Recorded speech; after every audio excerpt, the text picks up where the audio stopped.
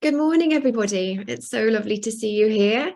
I'm your host for today. My name is Jade Stayano, and I'm the Digital Skills Programme Manager at Media Trust. Heritage Digital Academy is a consortium-led charity digital. It's supported by the Heritage Alliance, Naomi Corn Associates, Dot Project, and Media Trust.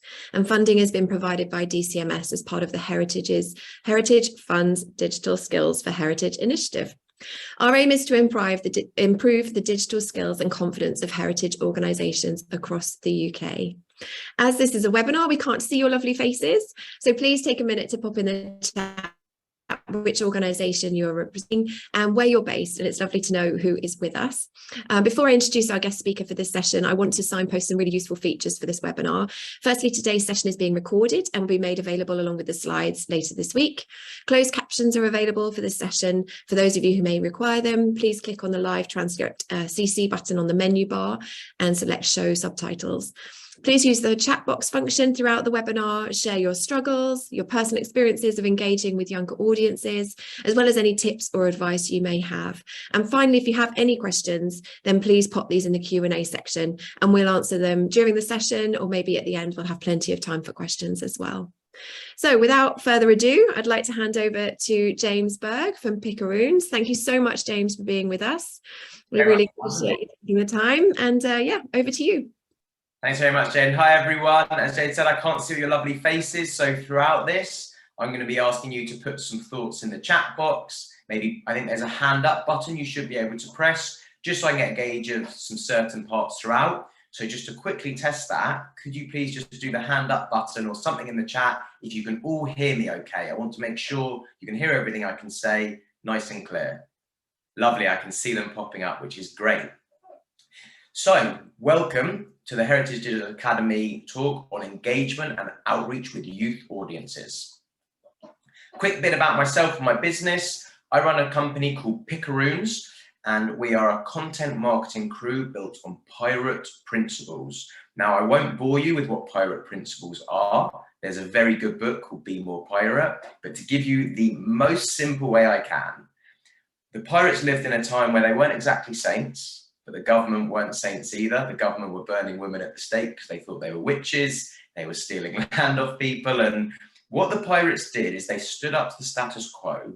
They stood up to the way that things were normally done and came up with their own rules, which as a result made more people want to become pirates. So some quick examples would be if you lost an arm when you were in the Navy, if you lost an ear and eye, they'd throw you out in the street and say, we can't use you anymore. So for the pirates, they said, okay, if you lose an arm with us, we'll give you a few gold pieces. If you lose an eye, we'll give you 10 gold pieces. And as a result, injury compensation was born.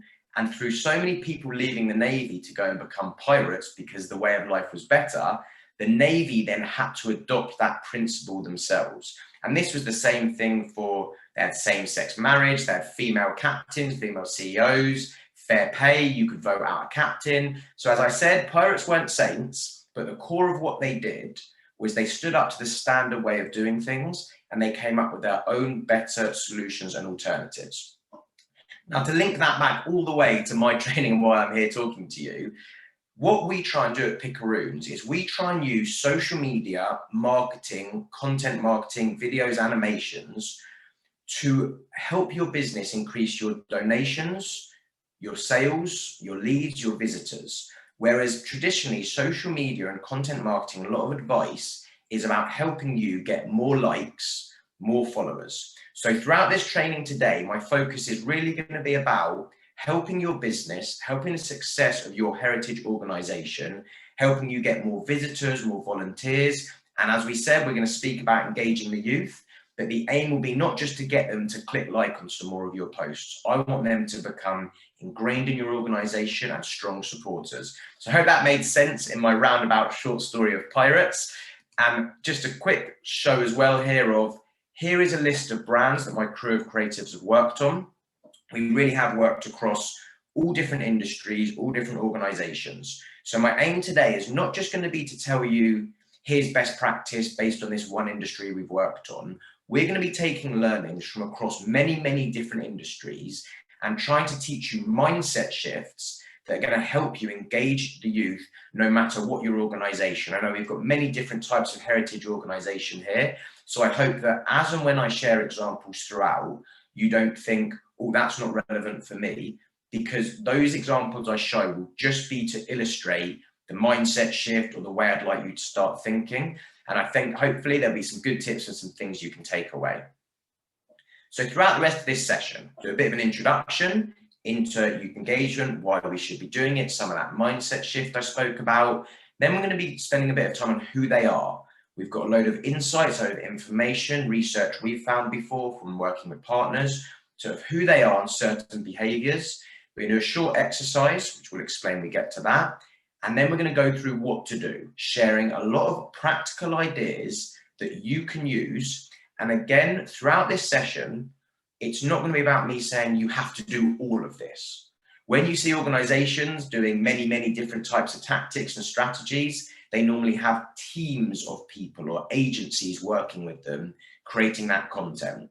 So my outcome for you today is for you to be able to not just think, we have to now do all of this, we're overwhelmed, what are all these things James has told us, but instead that you'll be able to pick an idea here, an idea there, and go away and action it for your organization so you can see some success straight away.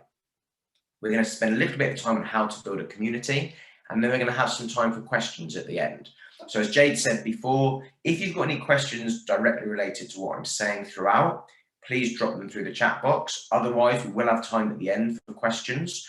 Also, at any point, if you have any ideas, any things that you've seen, any examples where you've done these certain things I recommend with youngsters, please do drop them in the chat box, because by you sharing it, it will teach others here as well. And then it will just give me a bit of extra energy when I see you put the energy for me as well. So my outcome of this session, and I know this is one of the heritage skills big outcomes for you, is to increase your digital skills, confidence and resilience, to embed and strengthen your digital approaches. I want you to feel, and the real word for me there is the confidence. A lot of what I'm going to say to you today, and I'm going to teach you, going back to that pirate thinking, is not going to be rocket science. Hopefully some of it you're going to see and think, yep, haven't thought of that before, or yep, we can easily do that. So I really want you to go away from this with the confidence that even if you just take one tactic from today, that's going to drastically increase your success when engaging with the youth. So I'd start with just a little bit of hearing from you, please, of what are your biggest challenges engaging a younger audience? And that's engaging them maybe in face-to-face, but maybe more focus on social. Where are you struggling on social media, on your website, to engage youngsters? So if you could please just drop that in the chat box. I'm going to jump in and see if I can see some of these. And good morning to everyone. Thank you for introducing yourselves as well. But yeah, if there's any challenges you're having, which socials to use, new platforms, these are always problems because there's so many out there. And the thing is, it's about not feeling overwhelmed. So as well, hands up, I think we can do it here, of who would like a bit more time. I'd certainly like more time for my business, my personal life. We've got so much going on that, as I said, it's teams of people sometimes engaging with these audiences. So getting our content in front of them, make sure it's relevant, not having the resources to be on so many platforms for all the different age groups yet. Don't know what appeals to them, not sure how to communicate with them and what to offer that would attract. Thank you very much to everyone that's put those comments in. It's great to see. And these are normally the 4 types of challenges we see. And I think most of what we saw just there fits into this. The first one is unsure why, what, and how to engage them. By the fact that you've all turned up for this webinar, I'm going to say you are equipped on why you do want to. But when it comes to what and how, there's so many content types out there. There's so much advice of do a podcast, do a video, start a live stream, do a snap. There's so many different things you can do that it's about having that clear focus. And as I said, I run another workshop, which is a content plan workshop. And to summarize that in the quickest way, what I say to organizations is try and stick to less channels and less different types of content, become expert in those. Think of it like when you throw a rock into some water or a river and there's that ripple effect. When you concentrate on that core thing you're doing, the ripple effect will help you get wider audiences or get out there. But by having that clear focus, it gives you that confidence. As we said before, and I saw a lot of hands go up, too time consuming, just not having the time to, on top of all the other content that you're doing, think about right now, how are we going to engage the youth? The risk, and there's two sides to that risk. There's the risk of being annoying. There's the risk of saying the wrong thing. I know someone said they're not sure what to be saying, but there's also the risk of saying something you shouldn't. Maybe you put a photo up without someone's permission, or you do something wrong. And what I always suggest for that is having a guide of what you don't do. So not just a guide of what we do, but what we don't do as well. I work with an organization called Behind Bras, who support women who are in prison, training them in fashion and textiles, so when they leave prison, they can move into employment. So for them, we had a very simple guideline of we never reveal the identity of the person we're speaking about. So for yourselves, it might be that you never put up a photo without asking the person's permission first. Or it might be that you never show younger visitors, or you never share a story without asking someone. So if you just write down those things as well, that will help give you that confidence, and then just not seeing results. I always say to organizations, it takes 2 to 3 years to fully build a brand. And I think keep that in mind, that when you first put a post out, maybe some of the ideas today, you might try one of them, you're not going to instantly see success from that. But it's about just trying as many different things as you can, commit for 3, 4, 5 months. And then over that time, you'll start to be able to see those results, or see what works and what doesn't. So how to improve engagement and outreach with youth audiences? You've got to give them the reins. That's what I'm going to be genuinely covering today. For all the ideas and the things we're going to be speaking about is handing over control to them. And it's not complete control, but it's actually, maybe that's the wrong word, not control, collaborating with them, working with them to give them the reins so they can help you shape how you should be engaging them. Instead of trying to figure it out yourselves, hopefully today will help give you some ideas of how you can engage them, bring them into the organization, and as a result, they'll help you engage more of the youth audience. So are you in the youth audience? Obviously, we've got many people here today, so thank you for joining us. And something I say, and it doesn't matter whether today's topic was the youth audience, whether it was we were targeting sports stars, we were targeting big corporations, CEOs. If you are not in that specific audience, it's always a lot more difficult to create content and target that content towards them, because they'll have intricacies that you don't necessarily understand. So I don't know how many of you, in a hands up, if anyone is what we call in the youth audience, you're part of that audience, but it's not always as easy if you don't have someone in your organization. And another thing we can be guilty of is we can say, okay, here's one young person or organization, here's that person. So we'll ask them for their opinion on everything, because we're going to use this one person's opinion with all their complexities, all their different personality traits, to act as they represent a whole generation. So again, you want to be trying to work with as many as possible to get the idea of not just what one person thinks, or not what you think they want, but actually understanding that. And what I'd like to do is to make sure, I don't know if you've seen this TV program, but I'd like to make sure that we don't come across like this. I've been guilty of this before working with brands, and we don't want to come across like someone trying to be down with the kids, but we haven't got a clue how to speak with them. And there's a mindset shift that we talk about, and it's about understanding who we are and where we sit. And something we talk about is digital immigrants versus digital natives. So when it comes to digital immigrants, these are people who are adopters of the web technology. They didn't grow up with the internet. The internet wasn't there when they first started work. They've had to adopt it and learn to use it. They prefer to speak in person, face to face, meet up, speak on the phone. Very logical learners, learning in a very direct, very standard style. And then focus on one task at a time. One task, this is the job for the morning, for the next few hours. I will focus just on this and get it done. Then I'll go on to the next task. They prefer to have interaction with one or a few people rather than many. And information will get given from traditional news sites. Whereas on the other hand, the youth that we're thinking about, the digital natives, born during or after the digital age, grew up using iPads, swiping. My little cousins, 2 years old, hand them a phone or an iPad, they know how to swipe, how to do these things. whereas it's about they're adopting those, they're used to using those in their function. They're always on, they're always attached to a phone or another device. So they might be speaking with you, but every few minutes there might be a check of the phone going through that digital style as well. Intuitive learners, they will learn not just from one source or take it one way, but they'll start to figure out through experience, through speaking with others, through many different sources. They'll multitask and rapidly task switch. That's something to keep in mind, that they won't just sit down and work on one task, but they might be working on a few at one point, and when the phone beeps or an email beeps, straight onto the next task. But that doesn't mean, as we're going to show today, they can't get a lot done. Extremely social, broadcasting to many at one time. You think of your Instagram, Facebook, your Snapchats, they will put their lives on social media, and they're more comfortable broadcasting to many people as opposed to having those smaller, intimate conversations.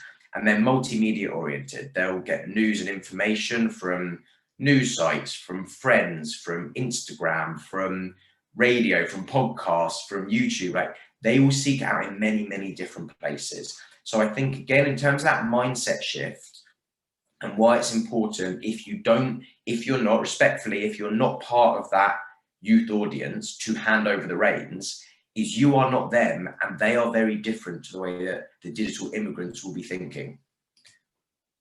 I hope that makes sense in terms of some of the mindset shifts, some of the analysis. And what I always ask is, how can I understand the target audience when I'm not the target audience? I'm sure that's what some of you are thinking now, and whenever we research into a new industry or a client, that's something we always think about. So there's many research tools, but I'd like to give you some of these, which are just free, very easy to use, and things that you can do. And again, you don't have to be doing all of these, but it's about picking some that you think might work. So one is face-to-face interviews.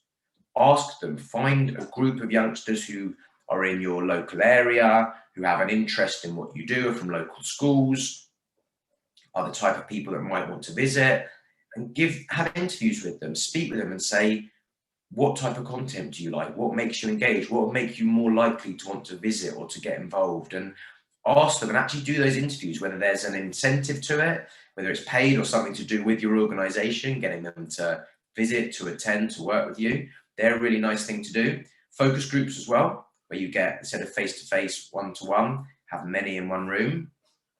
Google reports might sound obvious, but if you just go into Google and type youth and museum, youth and heritage trust, youth and parks, then what you'll start to do is find where others might have done reports for you into how they're engaging anyway, and you can get some ideas from others. Facebook groups, look at some of the Facebook groups related to what you do, related to maybe local youngsters as well. See what type of thing they're speaking about, what type of thing they're sharing. Are they posting saying, does anyone have any good events for this weekend? Or are they posting their own events? Are they asking for recommendations? Is there an opportunity there? And you can start to think, what do they need? And based on what they need, we can create that. A lot of people asked before about channels. So TikTok, I'm not going to say you absolutely have to be on TikTok to be creating on it, because I'd rather you're on channels that you feel comfortable with. But what I would say is you can go on TikTok, and even if you don't post anything, have a look at the type of content that's being created, because that is a very youth dominant platform, and that will give you ideas of what type of content they like.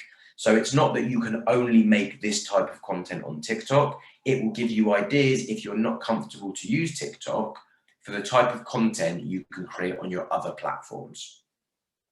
Hashtags, look at hashtags related to what you do. See what things youngsters are already posting. Museums, parks, nature.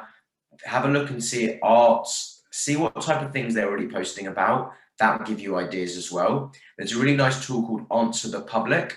It's a free site. If you go onto Google and have a look at that, and you can type in a topic, and it will then show you what type of questions people are Googling related to that. So again, that will give you the ideas of what type of things they're asking for, and now you can maybe create content or create things for that. Quora is similar to our sort of Wikipedia, but again, with answering certain topics. It's a nice site. And as well, sorry, everyone, I forgot to say this at the beginning, we'll be sharing all these slides with you afterwards. So throughout, don't feel like you need to get notes on every single one. We will be sharing this with you as well. If you'd like to take any pictures, share these online, absolutely free to do that. And this link here for Beat Freaks Youth Trends, you'll be able to click on that, go through and see some lovely trends that they've created about how youngsters are behaving in different channels, different places, different heritage sites. So please as well do have a click and look at that. So what we're going to go through now is who they are. So I know I said to you about doing the research, but we've done some for you. So these are going to be very top line. These are going to be some things to keep you aware of who they are. And at the end of this, I'm just going to do a very small exercise for you to go through and to just write down some initial ideas of not keeping these things in mind, some things you could create or some things that you could do. And this is going to be quite a few different slides. So again, please don't feel overwhelmed in it. We're going to be sharing this afterwards. You'll be able to go through it and have a look at it again. So the first one is they're more racially and ethnically diverse than any previous generation. There you hear the term being woke thrown around a lot. I kind of disagree with the negatives of that term. They are just more aware. They're more used to growing up with different cultures, being more approving, and as a result, they've got different cultural influences. They've got very different types of personalities, and they're just very much more rounded than people have been in the past because they're used to different ethnicities and diversities. They're on track to be the most well-educated generation. There's many more of them are staying in schooling. They educate themselves through online terms as well. They're researching, they're finishing university. So they are on track. It's much more normal for them to be going on to further studies. And as a result, they're going to be very well educated. They've got multiple personas. They're not, as the stereotypes of old films might have, the high school jock who only plays sports and is a big tough lad. Like, they might class themselves as an artist, an athlete, and a bookworm. They see themselves as many different types of personas, and as a result, they can cross over. So instead of us just, where I said before, assuming, okay, my niece or nephew is in this generation and they're very into sports, that must mean they're all into sports, or they're that stereotype. It's very difficult to stereotype them because they are so diverse in their thinking and their influences and the way they present themselves. Spend a large time on their mobile devices and specifically on social media, and they've got a real mixed view on whether social media is a positive or a negative. So the positive for them is that they'll say, look, it's very great for keeping up to date with my friends, learning, taking in new information, finding new events, finding what my family are doing. The negatives, they say there's that peer pressure, there's that bullying, but for the majority of them, as maybe a part of the fact they've grown up with it, the positives do outweigh the negatives. And I think we just have to accept it's here to stay. It's a part of their life. And I think that's why I'm so motivated to work with organizations and teach more people how to use it properly and use it in a functional way for education and inspiration, as opposed for some of the aspiration that we see a lot online. There is a growth in anxiety and depression among this group. And again, you'll hear many times people saying this is linked to social media use, but to be honest, and this is driven by much research, it's actually driven by uncertainty. So it's the uncertainty of the climate, of their future jobs.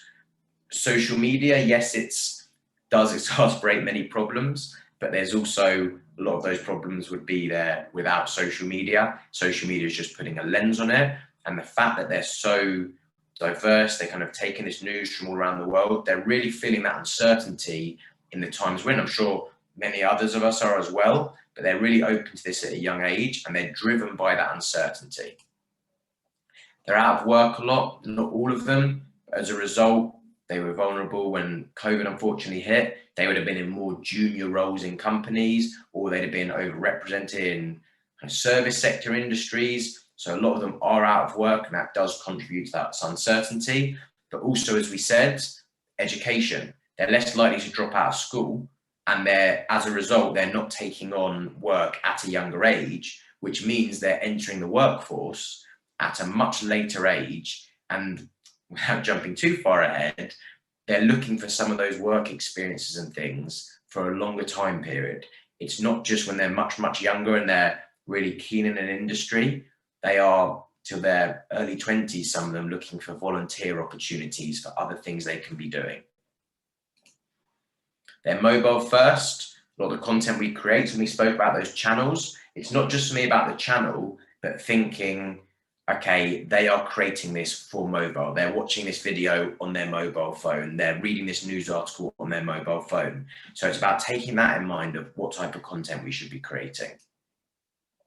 They see family, societal change as a good thing. They see the way that society is changing, more approvals, different genders, different pronouns. They see that as a very, very positive thing, and they are the drivers of that.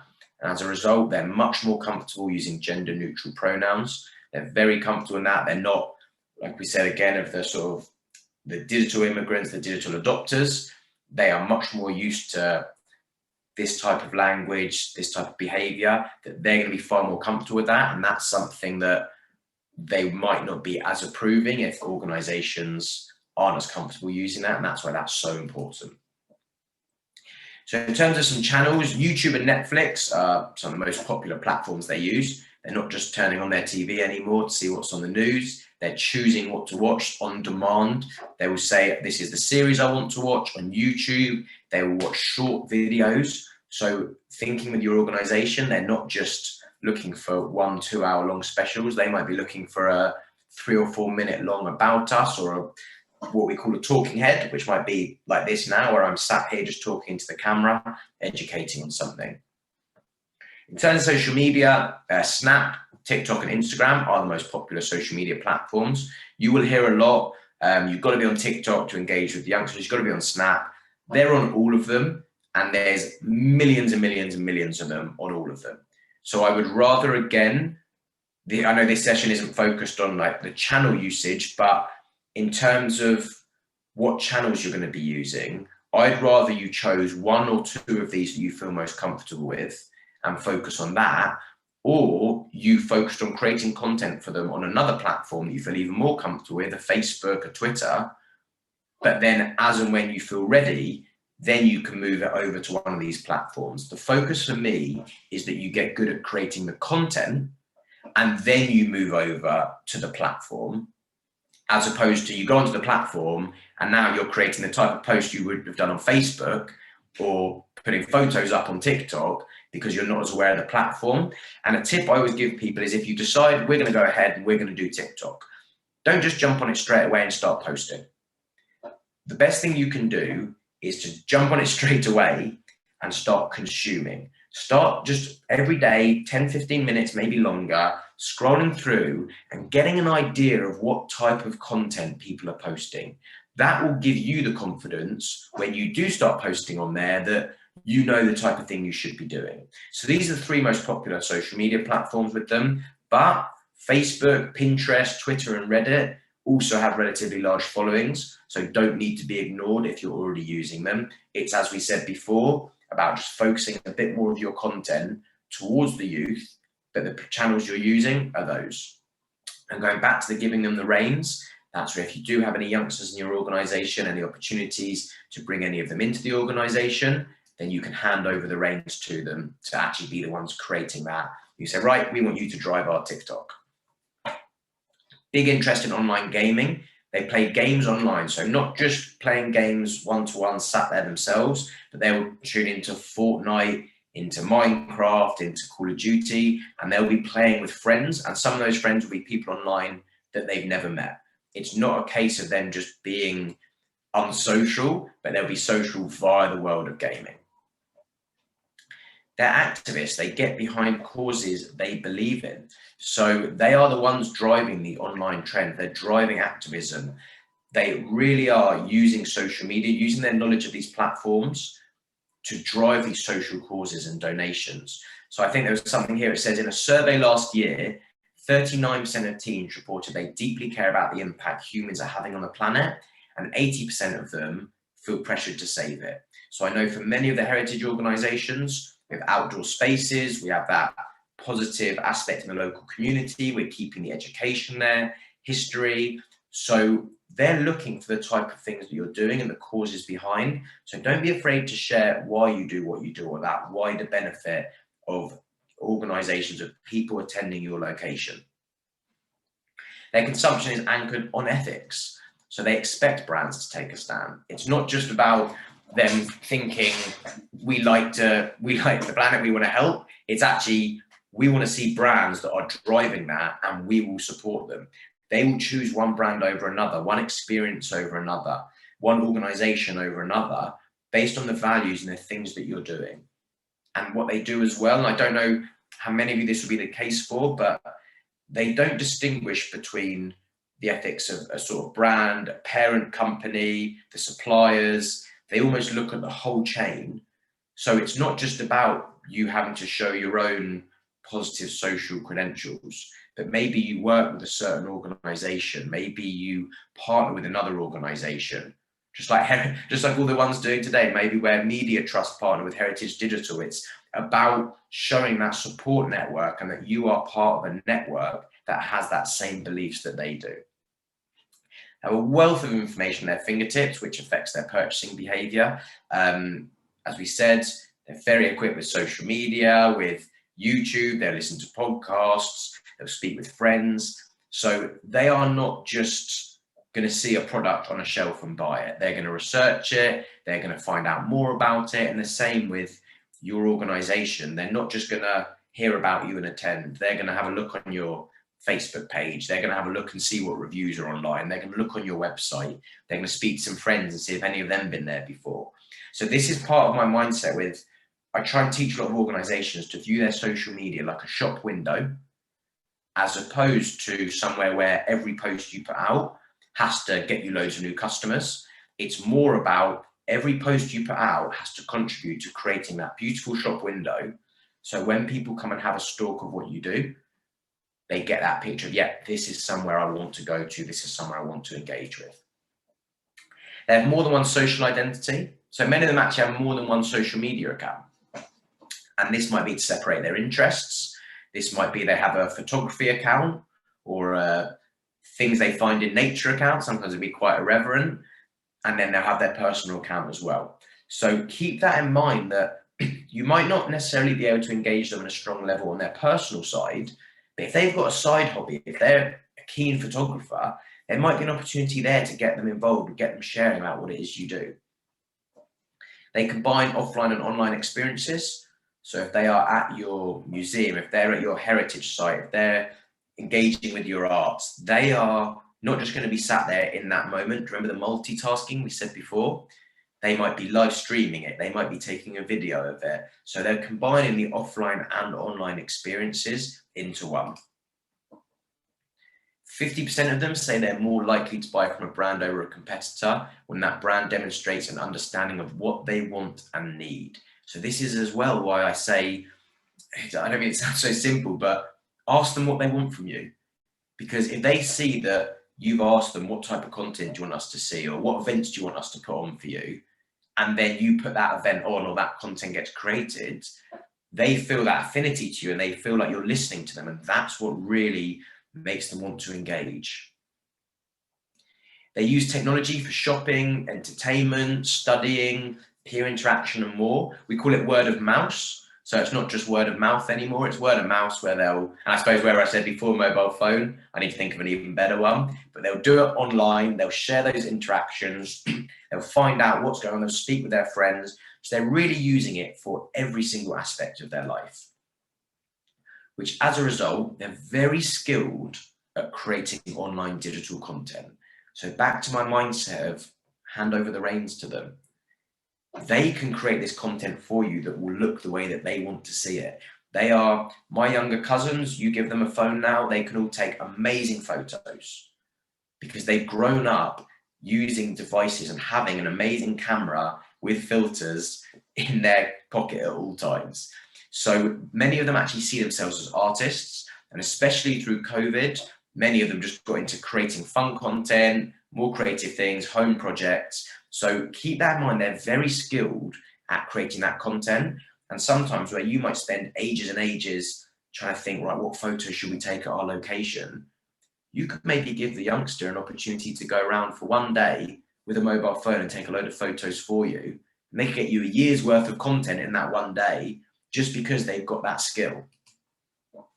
They're training to be highly adaptable. They are very, very, very, very, but I don't want to put that many verys on this slide, likely to watch how-to videos. If they don't know something, they'll just pull out their phone, how to.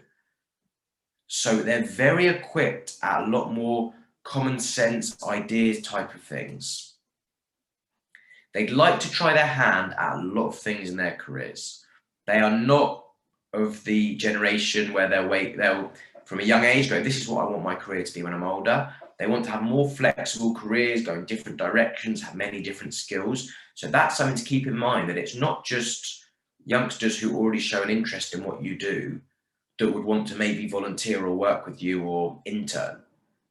There's many that will go, oh, actually, that'd be a good experience for me to learn from them, and I can apply that to whatever I do next. It adds that interesting story. And I know for a fact, having spoken with many of the heritage organizations before, all of your businesses are very, very interesting. All of your organizations are going to be very interesting and something that they would like to be engaged in and say, oh, this is something a bit different that I worked with.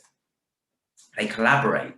Even though there's that thing of them always being on their phone, being online, they prefer to collaborate in communities, on projects, and work together with many different people. They demand that authenticity and realness, but a bit imperfect. So you can see there's a lot of words going on here of what they need. They want it to be real. They want meaningful experiences. They don't want to see, they want to see the mud out in the field, the real experience of what there are. They don't just want these perfectly curated feeds. They want to see what's going on at your organization, what's happening behind the scenes, and they want to have experiences that are more unique to them, off the beaten track. That's the type of thing they're looking for. And I feel like that's why, no matter how interesting or not interesting you think what you do is, I'm telling you, to them as an experience, that will be something that's interesting because it's something different that they can find. They're inspired by content creators or nano influencers. So not just looking at celebrities with millions of followers, but they're looking at people who are creating, photographers, people who are creating content on a small scale. And as we said, not that perfect brand testimonial, not that perfect experience, but people doing things a little bit more quirky, a little bit more interesting. They're searching for truth, and that's their individual truth. That's connecting online through understanding different truths and understanding the truth behind things. They're not just looking for, as we said, this perfectly curated visuals. They're looking to find out what's really going on, what's really happening behind the scenes. They're looking for that education. I know for many of you, you've got such deep knowledge in your area, in what you do, in your heritage organization, that you can teach them so much that will help them find out more about themselves as a person, more about where they've come from, more about the local area. So I want you to have that confidence that they are interested in what you've got to say. As I said before about that off the beaten track, they're explorers who'd rather find something new than find what's popular. So again, if you think your organization might be quite small, might be quite niche, that is the exact type of experience they're looking for. So they can go back to their friends, their peers, broadcast online to many, look at this different, interesting thing that I did. And they'll take part in communities, as we said, with the gaming, with the nature of collaborating, with being so open to so many different views and walks of life. They will take part in online communities where they can engage, they can speak with others, and they can meet up with like-minded people. And a lot of those communities which start online will then move into offline, where they'll meet up, they'll go to certain organizations, they'll go for certain visits. So please do keep that in mind as well. They've got very high expectations. So as we said before, they're expecting good experiences. Like I said, not the polished, perfect ones, but they've got customer service they have expectations of. They expect that if an organization says they do something, that is what that organization does, that they're not going to find out something behind the scenes. And they're very open to the gig economy or working on many projects at once. So that multitasking aspect we said, that open to different types of work, they are not set on just one type of work. And they're very open to, this is my job, but on one afternoon of the week, I volunteer at this organization. Or I have a few different jobs, I'm a freelancer, and twice a month I volunteer here. So keep that in mind, that they're very open to doing little side projects and things related to their interest.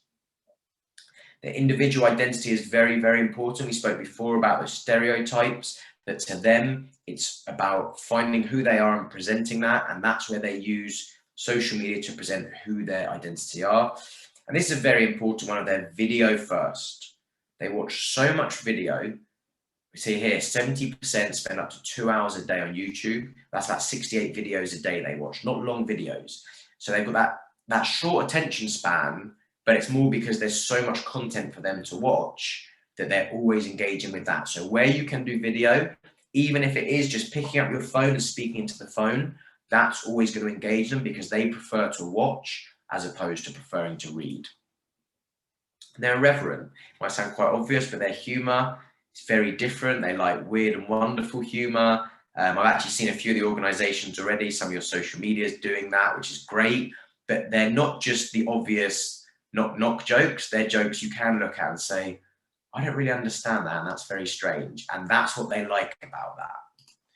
So everyone, thank you for staying with me through that. I know that was a lot of here's some things about them, here's some things they do. But to summarize all of that, really, that all the tags, all the things you hear about them are wrong. You get them called Generation Swipe, the founders, iGen, the plurals. The key to who they are is they are the chameleon generation.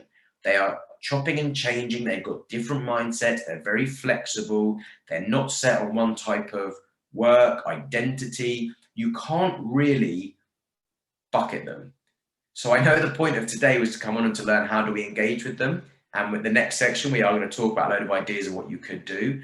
But the best way to engage with them is to really accept you can't fully understand them because they're always changing and they've got so many different, which I think is amazing, so many different personality traits and ways of being. So I think that's why it's key to hand over the reins to them and to let them drive it. You look at some social trends, some of the weird dance trends and things you see online, you can't really spot how they start, but they start through some people having some fun, creating that content, and hopefully some of these things we've covered it can give you a base idea of them. But now it's about actually going into, so what can we do? So I've just got a few examples here, some general top line things that we said. I'm just going to give you 5 minutes, or a few minutes. If you could just, based on some of the things that I said there, taking into account here, whether it's write down for yourself, or what will help even more is if you care to share in the chat box, what type of things could you do? Taking into account some of these traits of them, what are some ideas that maybe we sparked through sharing this that you could now go away and do? And please don't worry if at this point you're thinking, James, you just told me so many things, I'm overwhelmed, I do not know what I could do with that information, because the next section we're going to go into some tactics and some things you can do. But at this point, I'd love to hear from you, spend a few minutes, either write it down for yourself or please do put it in the chat. So I'm going to open the chat now.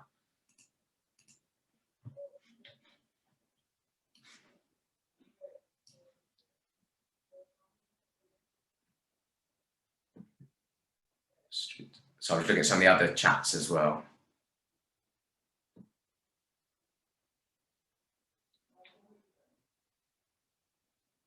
So there's any ideas as well, guys? Don't worry if you don't want to share them, just put them down for yourselves as well. As I said, we've been thinking about doing a social media takeover with some young people as part of a project. I think that we really need to make it happen.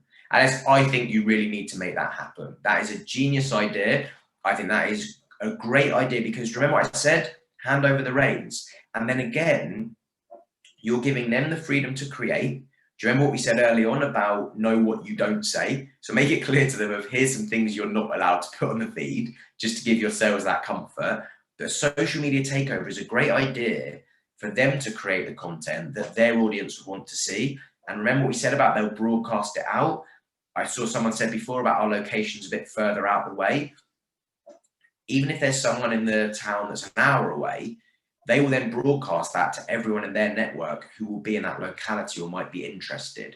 Or they'll broadcast that to their audience, go, this is an interesting thing I haven't seen before. So thank you very much for sharing that. Is there any other ideas? Please do jot them down. I'll give another minute or two. As someone said, we're a council, so there's definitely a list of don't do. I think the don't do list is the best thing you can do. The more you know what you don't say, the more clear you can be on what you do say. So I think that's a great thing to have and to, really spend time saying, here's what we don't do.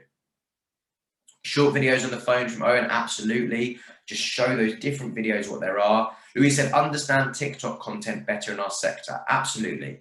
So after this session, if you're going to at some point plan to do that, Louise, what I'd suggest is you get your phone, go onto TikTok and just search keywords around what you do. Look at the hashtags, and just then you can see what people are doing. You can follow some of the feeds. At one point, I really got into virtual reality. I was teaching that for an agency I worked at. And all I did was I set up on Twitter, I just followed every single virtual reality news source, which meant that over the course of a few months, nothing happened in that sphere that I didn't know about. And so giving that time, that will allow you to then understand that audience. So thank you for sharing that. And yeah, absolutely, it's go and learn about that, and then you'll learn what to create. Peter said, creating podcasts, they can be listened to while driving or on the train. And also they can be listened to all the time, Peter. Remember what we said about multitasking? I can't do this, but I know people that will work while listening to a podcast, or they'll cook while listening to a podcast. I'd end up chopping my finger off if I tried to cook and listen to a podcast, but it's that mindset of they'll multitask. So that's a great idea. Got all round, have much higher female following. Any thoughts there? Reed, that's a great question. I think it's create content for the target audience. So again, start seeing what content females related to what you do are consuming, and create content for them. The more you know your target audience, the more you can create content with them. Amy said, go live. Brilliant, brilliant idea. Give them that experience if they were there. Having a go at the latest TikTok trends, even if it's a cringy share. Do you know what? When people, and I'm trying to use, I said this to Jada, I want to use the right word. When people who are middle-aged, or they're not very young, let's call them, are trying to do TikTok trends, sometimes that's actually the content that goes down the best, is the youngsters love to see their parents, their grandparents, other people trying those trends. That's a great idea. Kids in museums run a digital takeover day every year. Genius. Utilising their skills and knowledge rather than here to teach you. Amazing. And that's the thing, it's knowing, just like in your business, as Eric said there, I'm terrible at maths, I'm terrible at the accounts. So I brought in an accountant to handle that for me. The same thing of, I'm not saying you're terrible at content, but if you want to create content the youth are going to like, bring in someone that's expert at that. So everyone, thank you very, very much for sharing that. There's a trend with conservation ASMR. Brilliant. Right, there's some great ideas here. I'm going to carry on, and we can carry on at the end, but please do keep dropping them in, because I can see these are giving everyone some different ideas. But thank you very much for engaging as well, everyone. So what to do? Now we'll go through some ideas of what you can do. And again, everyone, this is going to be, I think the session is being recorded, but also we're going to share the slides with you afterwards. So don't feel like you need to scribble these down really quickly. We'll go through, we've got plenty of time. So the first one is tag a friend to win post. So this might just be something as simple as win a free attendance at our day, or win a prize related to what we do. And you say to them, tag a friend, share this post. They're very comfortable with sharing those competitions. And then that will spread the word of what you do, get them engaged. As we said there, recruit them as volunteers. They want these opportunities, they want these interesting things, and especially when you're not going, yeah, you can come make teas for us all day. Like, it's not that style. It's come in, we're going to give you the phone, we're going to let you do a takeover for us. Because again, you could say, we want you to do a takeover, random youngster, or you can say, would you like to come volunteer with us? And we're going to give you a proper tour of where we're at. We're going to get you to create some digital content for us. Because let's say when I was younger, if I was starting out and I wanted to get into this industry, which I do, which many of them want to do some form of creative work, if you gave me the opportunity to go around one of your types of organizations and take photos, that would be like nice for my portfolio and my experience. So you're helping them not necessarily move into your industry. Do you remember what I said about they're open to many different types of industry, but they'll get that opportunity. Let them play with the message. As we said, they're very quickly gonna, where I think someone said before about the ASMR trend, they will find, which if anyone doesn't know, I'm not going to do it for you, but it's like whispering, explaining something. They're able to be a bit more irreverent, a bit more fun. And when you put an idea or a challenge out, they will then take that and build on that. And they will create it in their own ways. Try targeting differently. You don't always got to make complete common sense. You can see here from Olney Library, they said Blowfield is everywhere. And you can see that's because they got Spectre there, which is a James Bond reference. And that's not aware of that one. It's be a bit different. And you can see there's a lot of retweets there, a lot of comments, a lot of likes. You haven't got to always be very, very sensible, very, very straight talking. It can be different types of content, different types of things that are a bit more quirky and a bit more fun and personal. As we spoke before, include all identities. It's very, very important to them. So in your language, in your presentations, make it clear where you're including all identities and you're very inclusive. And especially when it's Pride Month, we call it rainbow washing, where some organizations just change their logo to the flag. Like, actually show what you're doing, how you're being inclusive, how you're supporting, and that will make this generation appreciate you more. If you have gender neutral toilets, if you have certain guidelines, anything like that is the type of thing that they expect to see, but they also are understanding that most organizations aren't doing that. So by you showing how your organization is doing that, you're going to keep up with what's very important to them. Make sure your technology is up to date. Do not worry, we did not find any of the heritage organizations here to show off a bad website. We found a random one. You can see here that when your website, when your social media pages don't have that clean look, this generation are far more likely to switch off. So I think it's about not feeling like you need to have a very, very slick website, but less is more. Keep it simple, even if it's just like a big, nice photo of what you do. Just make sure your technology is just clean, is up to date. Take a stand for something and communicate it. So related to what you do, it might be funding, might be climate change, might be arts, might be something to do with history, education, the local area, or I know there's some of the organizations which support particular groups, whether it's disadvantaged kids, whether it's females, like whoever it is, take that stand and communicate it. Don't be afraid to call out the BS in politics or related to that when there's a news story that you don't agree with, or as a call to arms. This is what these youngsters are posting about, wanting to engage with anyway. So don't be afraid to do that related to what it is you do, and take that stand and communicate that. So they're multitaskers, as we said. Don't get frustrated. If you bring them into work you for a day, expect them to be on their phone, expect them to be doing things. But as we said, you might be pleasantly surprised actually they're on their phones tweeting about all the things they're doing that day, or taking Snapchats for it.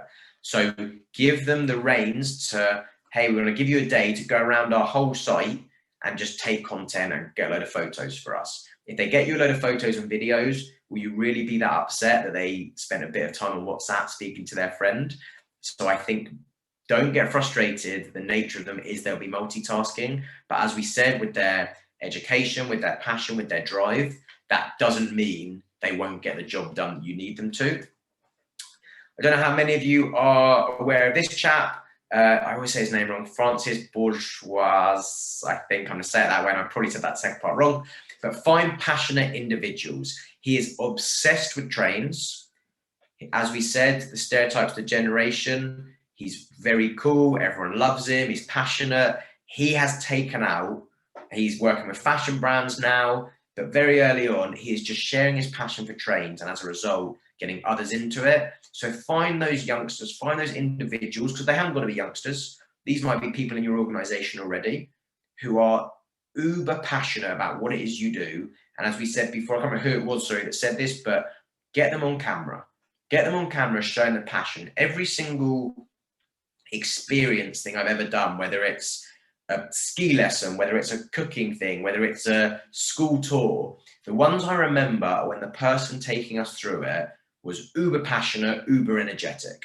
So find those passionate individuals and get them on camera representing your organization and what you do, because their passion, their excitement will be contagious and make the youngsters want to attend. And even better, if you can find a youngster who's very, very passionate about something that you do and get them on camera presenting it. Emphasize eye-catching visual content. So where you can, great photos will be great. You can see here from the Museum of English Rural Life, just a very nice, funny caption as well. Tell me this isn't a legendary Pokemon.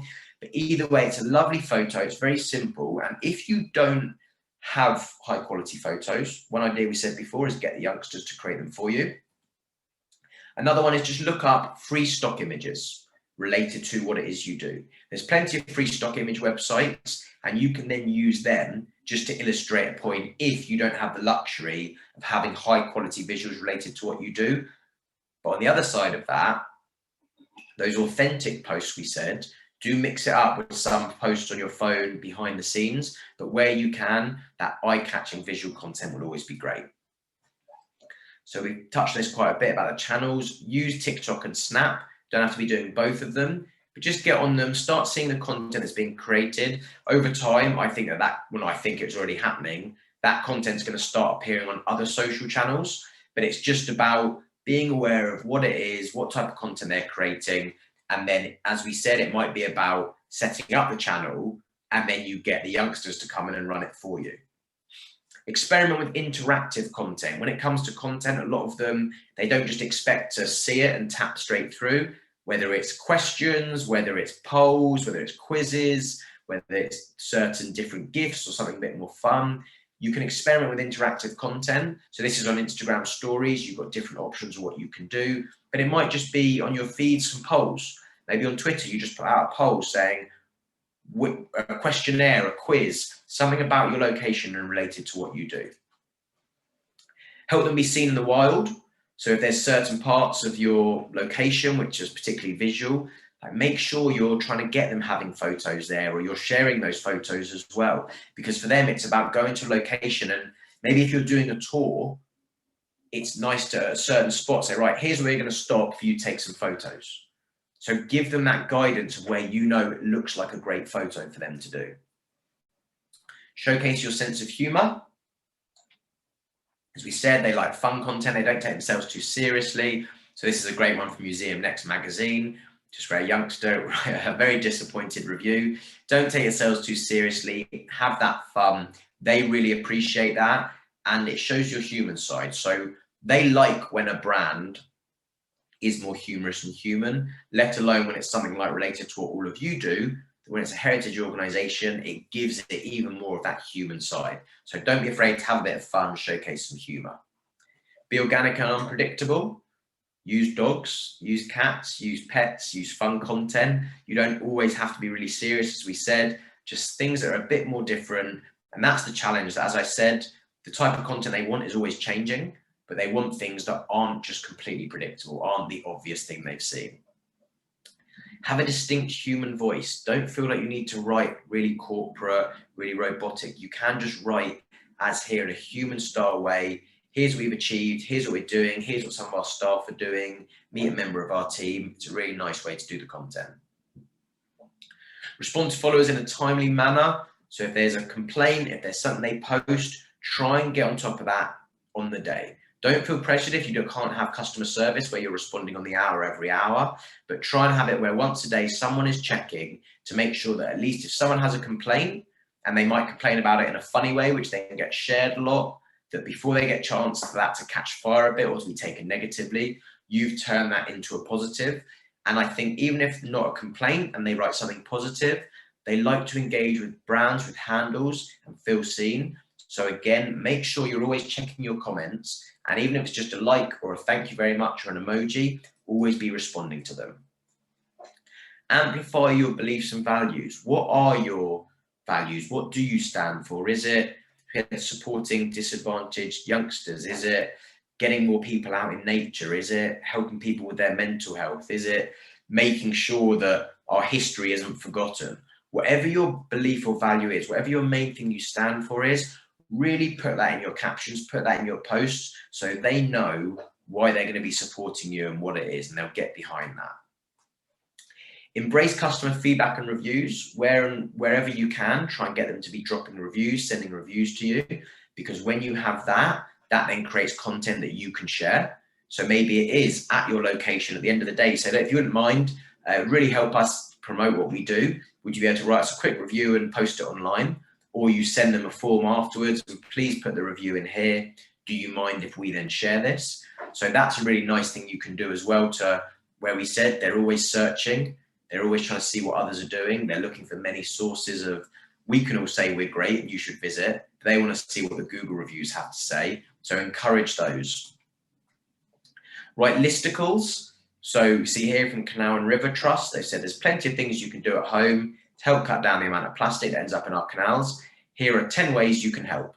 So anything like that, here's 7 ways to do this, here's 12 ways to do this. A little tip is that if you don't do like 5, 10, 20, 50, 100. If you do odd numbers, like 24, 12, they're things that actually stand out a bit more. This is something that BuzzFeed found when they were writing articles. But a listicle is a nice way, where we said they're all about education and learning how-tos. If you write a listicle, you can then very quickly educate them on many different topics. Use explainer videos. So I think a couple of people said before about getting members of your staff. I call it the curse of knowledge, which is where you don't realize how much you know. So don't feel like you have to do your whole tour, your whole presentation, your whole workshop. But if you can take a small section of that and just present that online in a short video, you're going to start to teach them and give them the experience of what they'd receive if they attended your location. So the more you can do short explainer videos, the more you can teach them, the more they're going to want to come and see your location anyway. Think mobile first. We see this lovely post where the post is taken in what I'd call, I'm trying to use my hand here, instead of landscape, it's taking that portrait. So remember, that's how they're consuming videos, and create videos in that sense. Also, in terms of text, don't write really long paragraphs. They won't read that. But you can see here, just a short couple of paragraphs have been put on there, short titles, short captions. And this is where you can also put on those polls, those GIFs, those questions we said before. But think mobile first when you're creating the content. And as we said, if you're not comfortable using mobile, find volunteers, give the reins to the youngsters to them to create that for you. Make it interactive and use the possibilities of the platform. So as we said, with things like TikTok, there's certain trends, but also you can be smart. They see here from English Heritage, they said, if you could ask anything about the Romans, what would it be? Tell us below, and then we're going to answer as many of them in our podcast. So they're using Twitter to get questions to go onto a podcast, which then means they can tweet about that podcast saying your questions have been answered over here. So use the different types of the platform, try and make it as interactive and with questions as possible, because that's how you're going to bring them in. Choose subjects they can relate to. You can see here, this was a Gloucester Cathedral, a Harry Potter filming spot. So anything like that, any did you knows, if for any of you something was filmed at your location or something related to what they're doing anyway, try and speak about that and relate it to subjects they're interested in, and go back and use all of those examples I showed you before to show what their interest areas are, to relate that to what it is you do and what you're trying to do. Love your location. If you are based in a locality, love that location, speak about that location, tag the location in your posts. If you've got local football, rugby, arts clubs, events on, share about those, because then you're going to show that you're part of that location. And for the youngsters, for their parents, you're just going to build that support by being that locality and keeping it in the community. Never sell the service, try and sell the benefit. So here we see from Canal and River Trust, mental well-being is currently particularly low for young adults, but spending time by water can help. The nature of nature, the nature of what a lot of you do, whether it's outdoors, whether it's education, whether it's bringing people together, whether it's teaching them, I know you're all doing something which has a positive impact. So don't be afraid to sell that benefit of we're bringing youngsters together, or we're keeping people busy, or we're teaching history, or we're getting people out in nature, which helps with mental health, which helps connect. Don't be afraid to speak about that benefit, because that will be far more effective than just speaking about the service. Give them what they really want. So give them those opportunities to get behind the scenes, to come and work with you, to, if they've asked for something, we heard what you'd like and now we've given you this, here's a description. So really give them those experiences and give them those fun things that they can then go and share on their own platforms and share with their friends. Where relevant, create content that reflects current events. As you see here, the National Football Museum at Christmas created something, a bit of history about the last football game that was played on Christmas Day. So think about that type of thing where, for many of you, I know you're teaching aspects of history. Take those aspects that you teach in an offline scenario and just teach them online. Share like tip of the week or history fact of the week. And if there's anything related to current events, even better. Anything you do that relates to something in the news, that will help even more. So we said they're very irreverent, post memes, other internet jokes, have a laugh. We can see here from the Merle. They said another group of happy visitors leaving the Museum of English Rural Life. And they're showing a very nice historical old photo. So have a laugh with it, post those memes. But again, that's where, so you don't appear like that one I showed you early on of how do you do fellow kids. Work with the youngsters and find from them what's funny. You find some for us. Maybe if you have a volunteer for a day, that could be a nice task for them. Say, look, we'd like to post a load of memes or funny content related to what we do. Can you please go and find a load for us that we can reshare? So that's going to be things you made, you share it from someone else that's related to what it is you do. Influencers are okay to work with, but not the inauthentic ones. You don't want Love Island celebrity just stood there at your location doing a pose and saying a picture. You want someone that actually has an interest in that area, that maybe speaks about nature anyway, that already has that interest in the history of the arts and what you do. And as we said, that's where they're more likely to want to engage with them. And partner with the nano or micro influencers. So those ones that do say, here's where I am. The nano ones are sort of 1,000 to 5,000 followers. And then the micro influencers, those about 5 to 20,000.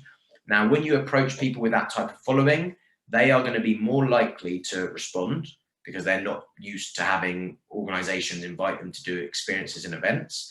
They're also going to be looking for interesting things to do, which is what your organization does anyway. And they're going to be far less likely to try and charge you any money for it. If anything, they won't charge you anything for it. If you say, look, we'd love to host you for a day, if you just wouldn't mind creating some content for us, don't be afraid to reach out to them. And they might be people who have an interest in what you do. I think, like we said before, Francis, where his interest was in trains, or it might be just people who have an influence in your local area. They might be a youngster who has a big following locally, who blogs about a certain thing, and then you're going to help get that locality. Be on top of timely trends. We spoke before about the ASMR having conservation work. So this one's, I don't know if you remember, the Harlem Shake. Have a bit of fun. If there's any dance trends, if there's any fun things where you think you can, get involved with them. It shows the human side, it's fun, and that's definitely something you'll find more on TikTok than on other platforms where you'll find those trends. But get involved in them, have fun with your organization. It's quite a fun thing for the staff to do anyway, but then it just, don't be worried of, oh, we're going to come across a bit out of touch by doing this. It's kind of the opposite. As long as you don't take yourself too seriously, this is the type of thing this audience will enjoy. Promote user-generated content. It's one of the best things you can do. 50% of people say that user-generated content increases their chance of buying or visiting or purchasing from a brand or a service. So if someone's taken a photo, if someone's posted about your organization, share that. If you're not, with those who said we don't have the resource, we don't have the time to create content, well, have others create it for you. Figure out a way. I think I've got another presentation I did for Heritage Digital about user-generated content. But at its core, what you want to do is to think, how can I get people wanting to share about our location online? So like we said, that might be as you show them around, you say, oh, would you stand over there? And that's a good spot for a picture if you'd like. When you take the photo for them or ask them to take it, don't forget to tag us and we'll share it to our feed. You want to be trying to encourage people to do that for you, because then that gives you a load of content that you can curate. Use up and coming platforms, as we said. TikTok is kind of quite there now, but if there's a new platform comes out, there's a new thing, just get using it. We've actually got a burner account at Pickeroons where we don't have any followers, and we just use it just to try different posts, see how they look, try different content, just to trial it out and see what it looks like. So if you end up going, okay, there's a new platform comes out, I want you to get on it as soon as possible, not for the idea of you posting on it, but for you just starting to, like we said before, learn what works and what doesn't. Give them VIP info. So we see here, Heritage for Young People, bring them into the organization, give them that VIP access, take them behind the scenes, give them the opportunity to learn, to become ambassadors, to work with you, and really sell all the benefits of that. We spoke throughout some ideas. London Museum of Water and Steam did ambassadors, takeover, great idea. You can see here, got a lot of engagement. So please do think about doing that. If I know I've said here, there's a lot of ideas, there's a lot of things we've covered. But if there's one thing I would say that's very easy to think about, it's whether it's a volunteer or someone who's interning, give them the opportunity just to take over. And also, ignoring that this presentation is about youngsters, do that with your current staff as well. Just have a team member do a takeover for a day and to take you around the organization, a sort of tour. Give them access to places they wouldn't normally get to go. Maybe there's a behind the scenes at your museum, maybe there's a certain team meeting, and invite them to that. It's a really nice way to engage them. And finally, you can look at building a community. So by building a community, by getting those followers and having them in there, that it's not just that they're following you, but they're also engaging with you, they're speaking with you, they're sharing the conversations. We said before, they like to collaborate. So if you can extend your followers and turn them into a community who discuss, they create, they collaborate on your projects, that means that when you say, right, we're offering up a takeover chance, who would like to be involved? You'll hopefully have a queue of people who have already created and worked in a community together wanting to be there. So 8 steps to to creating a community. The first one is identify the key stakeholders to run the online community. So that will be the stakeholders within your organization. That might be that you actually do get a volunteer to run it, but identify who is it that's going to run that for you, because you want to plan it and do it properly. And when I say community, I don't just mean your social media page. I mean a community of individuals related to what you do. So it might be young disadvantaged youth in the whatever area you're in. It might be youngsters interested in the arts. It might be young archaeologists. Whatever that is, create a group related to what you do, but then build it as a separate community. I hope that makes sense when I'm referring to communities here. Define the purpose and goal. What is that purpose of the community? What's the goal? Do you want them to be supporting one another? Do you want them to be sharing history, sharing knowledge, meeting up? Do you want them to be getting outside more? Define what that purpose and goal is. Select a community platform. You don't want to be having a community on many platforms. Is it a Twitter? Is it a Facebook group? Is it a WhatsApp group? Is it a TikTok? Just by you join by using a certain hashtag. Define what that is.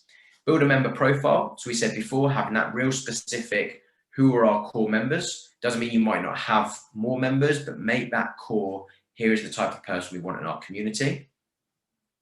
Develop the rules and the norms. What is it they do in the community? How does it work? Is it about sharing knowledge? Is it about sharing things you see in nature, in the parks? Is it about encouraging education to teach the next generation of archaeologists or of historians?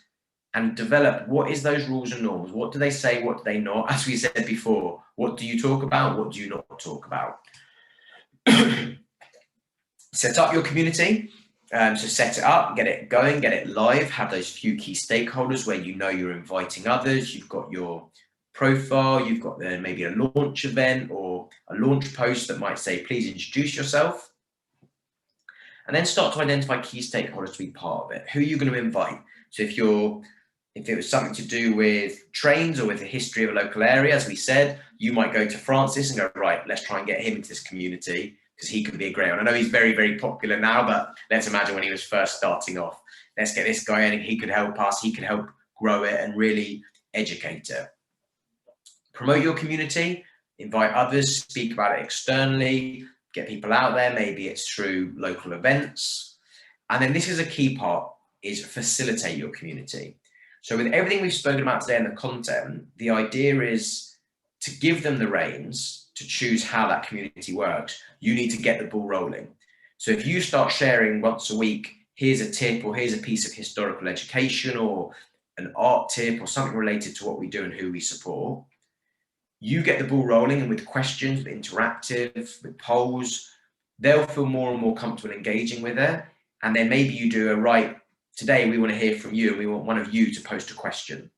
You start facilitating, getting the ball rolling, that over time, you don't even need to comment much, but that community will have grown and created itself. So that's something to think about with the communities. I hope that helped in terms of 8 steps of how you could create them. Just a few examples before we go into some questions. The first one is Reimagine, Remake, Replay in Northern Ireland. They engage young people with museums. They got them to write blog content for them. So they said, look, come down, learn about some things we've got here, and then please create this blog content. So that's something you could do to create a community of bloggers. Hasn't just got to be a social community, might be a website or a blogging community. Young Volunteers, the National Coal Mining Museum. This is a great idea where they created a group of young volunteers. So it wasn't just come and be a volunteer, it's join this group, which gives them, do you remember we said before about collaboration, meeting like-minded people, the fact they're more open to meeting people from different backgrounds and that they're wanting to learn new skills. So this is a really, really nice community, a great idea. And as we said, everyone, we'll be sharing these slides afterwards, then you can go and reference these. Always go and have a look and see what others are doing, because that will give you the ideas as well. And I was referencing it before because I think it's such a great idea of Young Archaeologists Club, giving them this opportunity, teaching them, create clubs, create things in an offline scenario, but then you can create an online community that goes with it. So even though I gave you those tips before about an online community, maybe it's actually an offline group you create, but then you create an online group or community to manage them as well. And we've got here the Association for Industrial Archaeology. They've got a young members board. So something we've spoken about a lot today is how do we understand what they want, what they need? We'll create an advisory board with them. Let them come and work with you and be the ones to actually learn and teach and work with you. Bring them into the organization. So this is another great idea that hopefully some of you could think, oh, we could do that. And kids in museums, I think we actually had someone from here pop up before and say what they did, that this is amazing. The youth panel. It's a genius idea. Bring them in, get the photos. You see the big smiles there anyway, because no doubt it's a very fun day. But what they can do is they've got their own profiles here on the right. So you are giving them that power to create. You're handing over the reins, and so you're treating them like adults. You're giving them that access. You're saying, look, be part of this. Like, we want to hear from you. Instead of going, here's what you want to see, here's the content, you're giving them the reins to help you co-create. So thank you all very, very much for your time. I hope this has helped. I know there's a lot of long lists of things, but if you could now just write in the chat or just write down for yourself one note of what you're going to do. So I know some people said before, we're going to go look at TikTok, but now that we've got this list of who they are, and I've given you hopefully a load of ideas, remember, it's not about you doing every single one of these. It's about you going, that one thing we can do. And then once you've got that one thing rolling and going, you can refer back to this document, and then you can do the next thing and the next thing. So please do put in the chat box. I'm going to now open the chat box. Please write what you're going to do, and then we'll go into questions. But I hope that was valuable. I can't actually see any of you, so for all I know, you're all asleep, you're all very bored. I don't know, but I hope that was good. And I'm going to open the chat now if it's going to let me, so I can see some of these questions, some of these thoughts. James, it was brilliant. There's lots of positive comments. Everyone was with you, I promise. I'm glad everyone was awake. That's the hard thing with Zoom. You can't actually see if anyone's there. It's very tricky, isn't it? So we do have a couple of questions. One is about reaching young people in deprived areas. So maybe people who are disenfranchised, influenced by gang culture or knife crime, have no positive role models. What would be your tips for reaching those kind of young people? Yeah, so I do a lot of work through an organisation called the Enterprise Development Project with organisations in that sense. I think it's really about making it interesting, but using the ambassadors, using the community influencers. Are there some ex-gang members? Are there some ex-victims? Are there the social care workers? It's getting in with not trying to get straight to them, but trying to get to those who can influence them. Is it doing talks in the local school? So it's, again, like my belief, and without going too deep onto it now, but it's like a lot of people that will end up in gangs or from socially deprived areas, it's because of a lack of opportunities. So if you create an opportunity for them, if you give them, look, just come down for one day, make it as fun as possible, make it as interesting as possible, that's how I think you can engage them. So I hope that helps, but I'd say look for the influencers who can bring in multiples of them, instead of we've got to try and get through to that one kid. It's more about we've got to try and get through to that one ambassador that will bring us 20 kids, and then we can work with them that way. So I hope that helps. Because yeah, it's a very complex topic, but yeah, it's really about, with all content, anything you do, it's just about making it as interesting as possible. The more you make it interesting, the more people are going to want to turn up. It doesn't matter what their background, what their culture. If they think this sounds like a fun day out, this sounds like fun. I'm going to turn up. There's no, you haven't got to commit to come every single day. But here's a one-off, get down here. I hope that helps. Yeah, that's great. Thank you, James. There's a question from Claire about sharing the slides with organisations. Yeah, absolutely, Claire. I can answer that one. Feel free to share with the rest of your organisation. That's great. There was another question as well that I saw about being able to use analytics. What kind of analytics would you look for on platforms, etc., to make sure you're targeting the right sort of people? Yeah, so I just say all the platforms have their own analytics. So if you just Google Facebook analytics, Twitter analytics, you'll then find sites or guides of how you can see what works and what doesn't. Also, Google Analytics are very good. You always want to see what's working and driving people to your website. But in terms of finding who the audiences are, I think Facebook will give you like an idea of here's some other pages they follow, some other things they like. But remember that that will give you your overall audience. So that won't give you, you might have a load of people that started following you at the beginning because they were ex-employees. So I'd say the best thing about analytics is seeing over time, it shows you what works and what doesn't. Then you can see, do you know what? Every time we put a young takeover, we get X many more visits to the page. So we should maybe prioritize doing those more. Or every time we post a photo of one of our team members, not to say there's anything wrong with your team members, we get no engagement, no visits. So let's stop doing that. But for all of those, commit to 5-6 months of trying the content first before you overinvest or quit on another, because you've got to do it over time just to settle into it. So I hope that helped. That's great. Thanks, James. And there's a question from Jenny. I'll try and summarise a little bit. So working in a village church, which has recently been restored and renovated, so it can be used by the community, but coming up against a lot of preconceptions about what church is, and how can they kind of bust some of those myths? What would be the best way to do that? I think you said it there, bust the myths. What your frequently asked questions, now go and answer them. There was one organisation, it was for travellers, and there was a young girl that said, I'm just going to get on Instagram or TikTok and I'm going to answer all the questions of all the myths that you've got about us as travellers. And obviously there she got a lot of abuse, to which she was very, very humble. Just on each one, just remember my what do you not post. You also know how do we respond to idiots. So she had a set response, which was just like a smiley emoji is all she sent to anyone who sent abuse. But otherwise, if someone asked a genuine question, she'd answer it. She taught them about the traveling community. Here's things you don't know. And it was very fun, very engaging content. So I think you said it there of, this is for all of you, of bust the myths about what you do. Did you know? Or like anything you go, I wish they knew, go and create content that answers that. Excellent, thank you. Well, we've reached the end of the questions at the moment in the Q&A. Just want to say thank you for being here and answering all these questions. Really, really informative slides. I encourage everyone to go back through them when they get sent and really try and choose that one thing that they're going to put into action.